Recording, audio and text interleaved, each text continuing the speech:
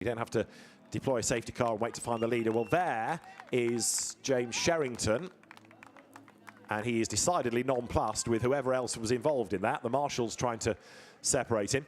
And is that the Daniel Blickler Porsche? Here comes Daniel Blickler. This is James Sherrington. Marshall says, "Oi, cool it." Daniel Blickler says, "Sorry, mate," and offers a hand by way of apology. But James Sherrington is not for shaking hands, is he?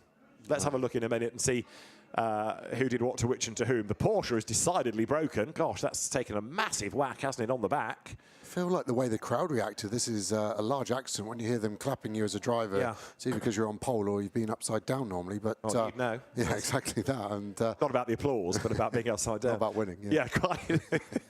But Sherrington, remember, just cut the chicane as well. So it had been a busy 30 seconds. Right. So look at the back. Yeah, so the Porsche gets up the inside. Daniel Blickler absolutely cannons off the road over and over. Wow, that is a massive accident. Oh.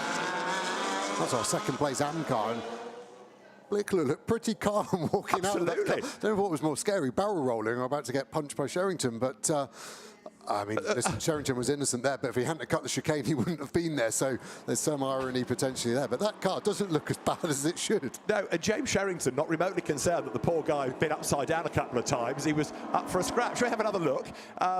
Let's slow it down this time. So look in the background. Daniel Blickler is absolutely on a mission, isn't he, in that Porsche? Down the inside of Ramid, uses the launch of that. It wasn't actually the curb that sent him, it was just purely the contact. Wheel to wheel sent him all the way round. And yeah, maybe Sherrington hadn't appreciated the size of the accident Blickler just had. I think when he watches that back, yeah, his reaction was correct, Sherrington. He was angry and he kept it just about the right side of race with respect, as we're told constantly from Motorsport UK. But I agree with what you say about Daniel Blickler being remarkably calm. I mean, after that impact, maybe he'll be different when he watches it back as well. But that was quite something.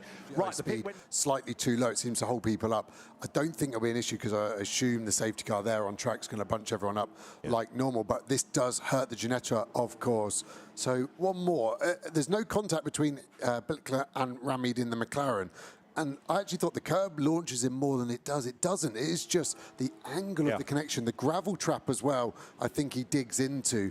But the full rotation in midair was particularly impressive. No barrier damage to worry about. That's true. As Sherrington's spinning, he misses the car rolling. So all Sherrington knows is he gets hit here. This is a mega angle. Watch him dig into the gravel. I think that helps the rotation too.